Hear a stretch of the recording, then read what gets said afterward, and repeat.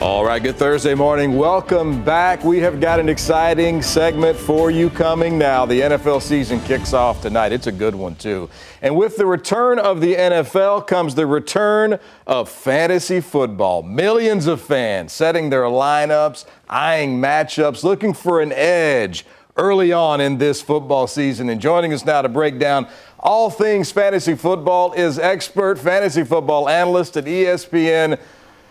It is fantastic to have you with us this morning. Mike Clay joins us to talk all things fantasy football. Thanks so much for being with us. How excited are you to finally get things going tonight? I'm super excited. I can't even talk. I don't even have my voice yet. Fired up for tonight's game between Dallas and Philadelphia. Obviously, the Eagles coming off that impressive Super Bowl win. Fantasy's back, so I'm ready to go. All right, you have projections. You kind of have an idea of who are going to be players to watch, maybe some sleepers. How do you go into, before the season starts, stacking those projections and deciding who is going to be a fantasy football player to watch?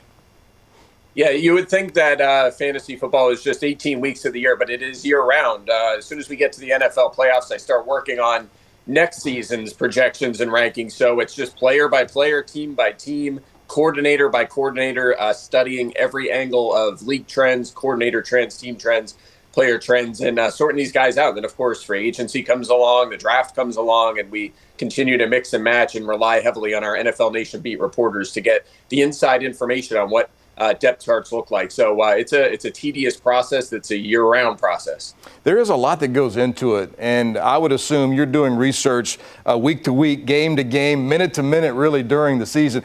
How does your gut play into some of the decisions that you have to make going into a game or into a weekend in NFL football? Do you have feelings maybe one way or the other as far as players that are going to have a good week? To some extent, but I think oftentimes our guts are fueled by a collection of information, right? So there's a reason why you have a feeling a guy's going to have a big week. You're usually not going to be like, I just think it's going to happen. There's usually some reason, whether it's the team they're playing or they just look good to you last week when you were watching it. There's always some sort of information that fuels that. So I do subscribe to it a little bit, which is, I'm a very analytical person, but oftentimes if I have a feeling like that, I'll kind of dig into it a little bit and figure out why I'm feeling that way, why I don't like this guy this week, why I do like this guy this week, and figure out if it's logical. If it is, I'll go ahead and make that decision. There's a lot that goes into it. I've played fantasy football forever. I love it. Matchups have a lot to do with it. Of course, injuries are huge. And there are always guys, I think of Puka Nacua a couple of years ago, guys that really aren't on the radar when the season begins that just catapult themselves into the conversation and sometimes win leagues for fantasy football players. Who are a couple of guys, maybe rookies, maybe unsung heroes you're looking at this fantasy football season? Oh, yeah, there's always guys like that are going to pop up here in week one. We might even see one tonight in this Dallas-Philadelphia game. But a couple of guys I'm looking at, Bashal Tutin down in Jacksonville, liked him a lot as a prospect. He was a day 3 draft pick, but that depth chart down there in Jacksonville seems to be wide open. Travis Etienne is the lead back. Tank Bigsby will be the primary ball carrier and at the goal line, but none of those guys have really emerged as the one. So maybe Tutin makes some noise there and takes control of that job. I think if you're looking for a late-round quarterback, it's a weird thing to say about the first overall pick of the draft last year, but Cam Newton is basically free in fantasy drafts, and oftentimes if these guys are the real deal, they can make some noise as rookies. So I would mention him. Otherwise, I think, if you want to find those dart throws, look at high pedigree, late-round wide receivers that were in the first 3 rounds last year or this year. If you're looking for, I just want someone like that, just throw some darts late in your draft. Even someone like a Pat Bryant in Denver, if you're in a deeper league. That's a guy that could surprise us here in week one. Sean Payton's made comparisons to Marcus Colston. He's not necessarily high on the depth chart, but what if he's out there full time and has a big week one? He's going to be the most added player on waivers, much like Puka Nacua. So there's always guys like that out there. I love that. I love that Cam Ward, too. I think Cam Ward in Tennessee, the way that sets up for him, he might be one of those guys that can get you some sneaky points along the way. Of course, I'm no expert, but I just love the game fantasy provides us. Okay, I've got to ask you a couple more things before we go to. We have a fantasy football league here at Kvue in Austin. I am the two-time champion of the league, but I want your advice on what we could look at as a league here. My draft, Saquon Barkley, Brock Bowers, Ladd McConkey, Kenneth Walker III, pretty good players. What do you think? Is that a nucleus for a decent run for me, you think?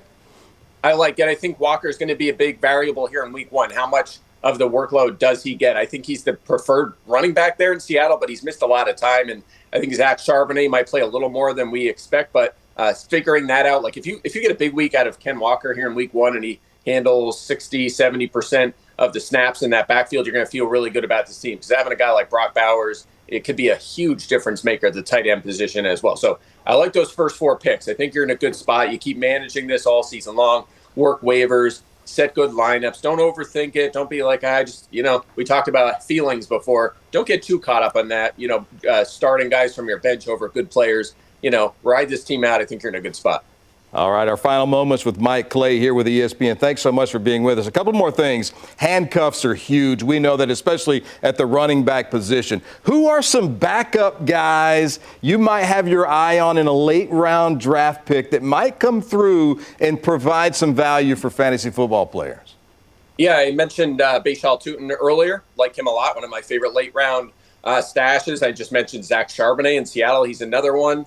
Trey Benson in Arizona, I think, is fantastic. James Conner has a history of missing games. He's now 30 years old. You're going to see more of Benson this year. He was the third-round pick last year, involved in the offense. But if Conner goes out, Benson will be one of those guys that's an every-week starter in fantasy. And I'll give you one more from your local Dallas Cowboys, Jaden Blue. Day 3 draft pick. We've seen these guys that pop up and be fantasy relevant. Again, another depth chart that's wide open. I think tonight against Philly, you're going to see a lot of Javonte Williams. But it's been a couple of years of struggles with efficiency for him. Miles Sanders, same kind of thing. Couldn't cement that job down in Carolina despite getting the big contract. So there's Jaden Blue sitting there, and this is a guy that was explosive, fast at the college level. And perhaps he gets an opportunity at some point. Maybe even this week he gets a couple touches. So that's a guy I love to have on the end of my bench. I love it. Let's end with this. Tonight's ball game, obviously, all the heavy hitters for both offenses, really, the Eagles and for the Cowboys.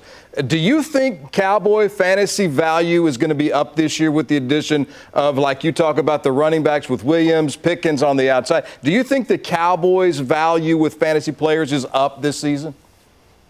It has to be up from last year. Obviously, without after a huge chunk of the year, it was pretty rough, and they didn't have a really good complement to CeeDee Lamb. So, yeah, I would expect Jake Ferguson to be better. CeeDee Lamb should be better with the full season of Dak Prescott. George Pickens, the target share won't be what it was in Pittsburgh, but you might have a more explosive offense in Dallas. And, I hate to say this, but, with some of the issues on defense, including the loss of Micah Parsons, the defense may struggle a bit this year, and that would be good from a fantasy perspective for Dallas because they're going to have to throw the football more and obviously boost guys like Lamb and Ferguson and, of course, George Pickens. So I'm a little nervous about the running backs, but the passing game should be substantially better this year. He's the best in the business. Mike Clay with ESPN. Thank you so much for joining us here on Kvue in Austin. I hope you have a great fantasy season, Mike. Thanks a lot. You too. Take care. All right. That was fun.